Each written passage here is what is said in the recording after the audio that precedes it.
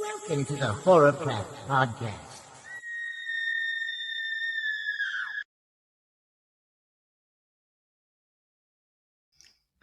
Hello, horror fans. It's me, Cass,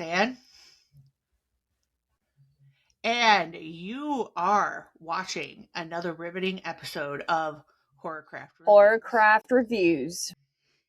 Yes, and today we are talking about another movie, obviously, because it's Horrorcraft Reviews.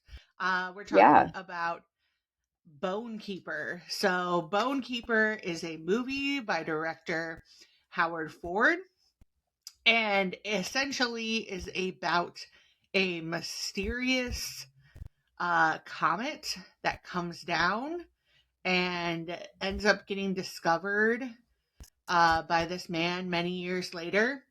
And some weird things happen. The man goes missing. And years after that, his daughter goes after him, and she goes missing. And so it's on her daughter to get a crew of people together to figure out what's going on. And we descend into the Welsh caves and find out that sometimes the things that we unearth should stay hidden. And divulges into some really crazy ways. So kind of unprepared for it. But definitely want to get into it. So, light spoiler review from this point on. I will say this is a wild ride. Wild. Our rating might say otherwise. I did enjoy different parts of this movie. Same. I was watching this at Ronald McDonald during the daylight, and I had my headphones on. And apparently, I was making faces during different parts of this movie because somebody that knows me tapped me on my shoulder and they're like, "Are you okay?" And I was like, "I'm watching a movie and it's wild." And they're like, "You should record yourself watching this because your facial expressions are great." But yeah, I was just there were some things that just came out of nowhere that just truly, like, I was like, what the fuck? It was wild. So yeah. The creature design is very interesting. It's a tentacle monster and it's eating people. The gore. The gore.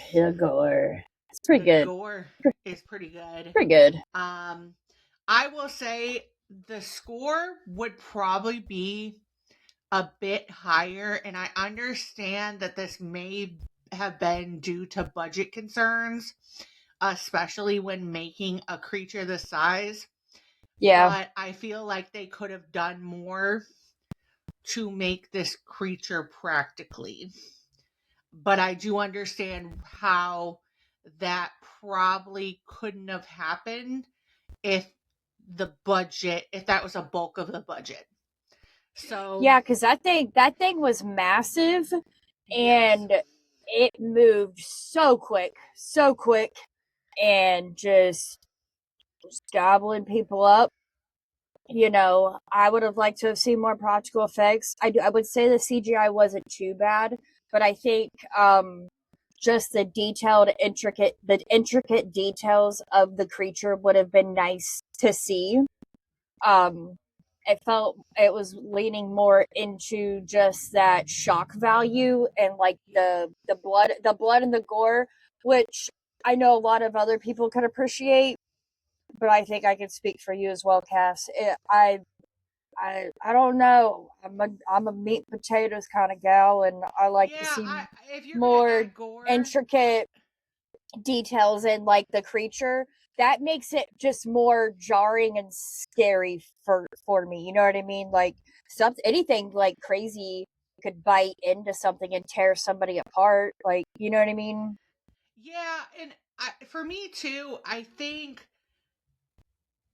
the story components of it were really good, but yeah, the lore was fantastic.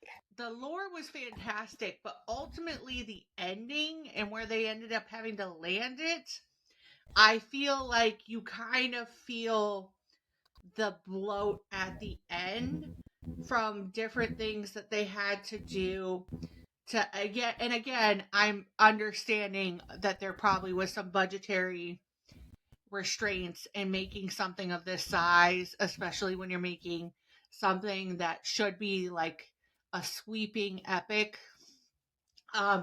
Was super excited to see John Rhys Davies in this and liked his character. I adored his character. I really liked his character because you kind of don't know whether or not he's a good guy or not. Yeah. But I think the other part of it too is, other than the main characters, like, the main character, it's her mom that is the one that goes missing, and her mom's going after her father. And you get a lot of that story. You didn't really get invested a lot in the characters. The only characters that you really get invested in are the ones towards the end that are trying to make it out. And I feel like it's something like this, and I understand, again, runtime. We gotta, kind of make the story fast. I think just adding a little bit more would have helped. And it just kind of, these people were gone before you even really had a chance to know them. I mean, there were some cool elements. I did like the fact that they're like, bro, they were taken out quick, fast, and in a hurry. I mean, the one girl that's the blogger, we get introduced to her, and then not even 20 minutes later, she's gone. And well, I have thoughts. I really am enjoying seeing like content creator themes in like these horror movies, and bringing up, like I've said it in my like don't peek and missing couple reviews I've done. I like they're bringing light to some problematic things of content creators. Yeah. So, and like it's becoming a trope, I feel. And so like I did, while you're supposed to not like this content creator, like she's annoying. Yeah. So I don't think you're supposed to like really feel for her, so I was kind of glad to see her. Yeah. But I feel like it's become a horror trope now, and so like for her to get taken out so quick, like it passes the vibe check for me. Yeah.